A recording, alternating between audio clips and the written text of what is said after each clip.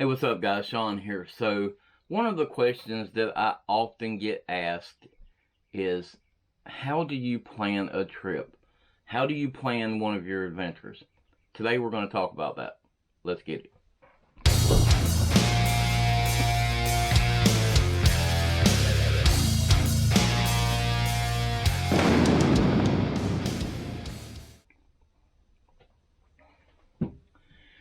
Now, when I'm planning one of my trips, I have a little guideline that I go by, and it's really, really simple.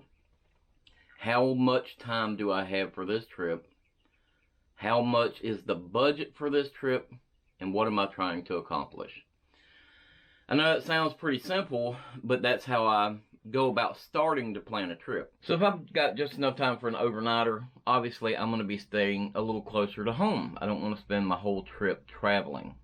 If I've got a couple of nights, then yeah, I can spend a little more time on the road because I'll still have more time in camp. Now, if I've got 3, 4, 5, 6 days, even a week, then I can definitely do a little more traveling. But budget is going to play into that also. So obviously, if I've got a tighter budget, I'm not going to be doing a week-long trip. I can do a couple night trip and just keep it closer to home. So those kind of things are going to play into there. But also, what am I trying to accomplish? So if I'm trying to go kayak camping, for example, then obviously I've got to go camp by the water. So that's going to play into the distance that I can travel. So if I don't have much budget and I don't have a lot of time, it's going to be tougher for me to kayak camp at a river or a lake that's a long distance away. So I hope that kind of breaks that up for you. But there's a couple of other things that I use to determine where I'm going to camp or to get ideas for where I'm going to camp. Now, one of the things that I like to do when I'm trying to pick a campsite, if I don't have a site in mind already, I like to hit up Google Earth. Google Earth is pretty cool because I can kind of just zoom out and I'll look for something interesting. Now, these areas look really cool because there's water there. And that's a really cool little area right there, you know. I mean, I might be able to find something there. But these can be a little farther away from me. So let's look kind of in my area. Alright, so let's say I found a spot on Google Earth that looks interesting. I like this little spot right here. So we're going to zoom in on that and just take a look at it, see if there's a way to get to it. It looks like right through here that there might be an access road, and if you look closer, it looks like there's a paved road that this thing may be off of. So once I do that, I'll kind of zoom in on this area. And let's see if we can. A lot of times it'll give you a name of it right there, Sweetwater Lake. So after I kind of figure that out, it looks like there's no houses around Sweetwater Lake. So that looks pretty good to me if I'm trying to just go in there and have a quiet little camp. Right? Primitive, solo camp, whatever. I'm having a quiet little camp. So then a lot of times what I'll do is I'll go up, I'll grab a new search, and I'll look that up. Now, what I found on this one is Sweetwater Lake Primitive Camp Rental Guide. So that lets me know right there that this is not just something I'm going to be able to drive to and just camp for free. And this tells me that I've got to rent the campsite. It's only $5 a night, which is not bad. But the thing about this campsite is it's a hike-in only, so you actually can't drive to this campsite. Now, that's not necessarily a deal breaker. Just because I can't drive to it doesn't mean I can't hike to it. And this hike to this campsite, after doing a little more research, is about 3.5 miles. That's not terrible. So knowing that it's only $5 a night, it's not too far from me. 3.5 mile hike in means that there's not going to be as many people likely at that campsite. So that might be a winner for a campsite to go try out. But there's a couple of other things that I can do to look for campsites that might be interesting. Okay, so something that I might do is a simple Google search. Let's try something like primitive camping in my area.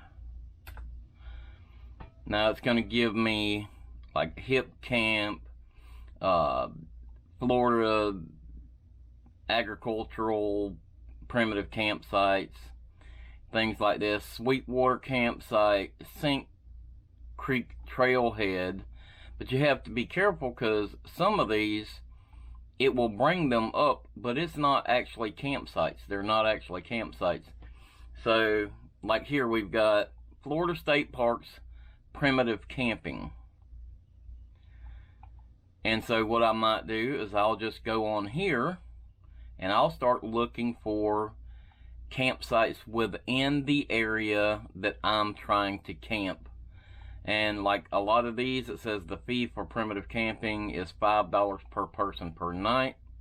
So we can go in here and easily start looking for campsites that are within our area. Colt Creek State Park is one that I plan to camp at in the future, but it's in Lakeland, so it's a good little drive from me. Ecofina River State Park, that's another one that I want to try. So there is a lot on here that I could go to and try, but it's going to depend on how much travel I want to do, how much I want to spend, and how much time I have. Now along with that, it's also going to depend on the amenities I'm looking for. So am I looking for a spot that has, let's say, a bathroom with showers? Depending on the time of year, in the summertime, I might like to have a campsite that has a shower in it because I'm going to be sweaty all day. So that's an amenity that I would be looking for in these sites. Now along with that, the time of year, during the summertime, even late spring, I'm going to be looking for campsites that are near water. And I do that for a couple of reasons. I want to be near water so I don't have to ration my drinking water. I want to be able to drink all the water that I need to drink. Even if that's just filtering water, I need to have water close by. But also in the springtime, late spring, summer, even early fall, I'm going to want to be able to find a place that I can cool off. So that's going to determine also where I'm going to be camping. So that kind of falls in line with what am I trying to do. So if I'm summer camping, and you guys have seen me do it in some miserable situations, I'm going to be looking for a spot where I can get in the water and cool off. That's just one of the things that I look for when I'm trying to find a campsite. So another resource you shouldn't overlook is social media, like Facebook here. This is Florida Tent Camping on Facebook. There's a lot of posts from people on there asking questions. For example, this post right here says, "Hi all, I am new to this group and semi-new to Florida, looking to go camping next week with a tent and 2 dogs. Any areas in Florida we could go that is near the river or creek bank that is private? Thanks." Now that post has 16 replies on it. Not all are useful comments, but some of them are useful comments, and those are ways to find good areas that you might be able to camp. So once I've kind of picked an area, kind of zeroed in on a spot that I might like to go, I do just like you guys. I jump on YouTube and I look for that site on YouTube. I'll search Joe Schmo State Park camping and I'll go through those videos and see what it looks like. That is one of the best ways to decide if that area is actually going to work for you. You get a lot of good info in those videos. Now you have to weed through some of the little fluffy videos and the videos that don't really tell you anything about the site, but a lot of times you can find out what you're trying to find out just from a YouTube video. There you have it, guys. It's actually really simple. There's no magic to it. I just follow the little guideline that I've kind of come up with. and then I go through my resources and I figure out where I'm going to camp. It's actually pretty simple. I hope you enjoyed this video. I hope it helped you out some. If you enjoyed it, give it that big thumbs up for me. If you haven't already, hit the subscribe button down there. Ring that notification bell so you know when I put out another video. You can follow us on Instagram, on Facebook. Appreciate you guys watching. I'll see you next week.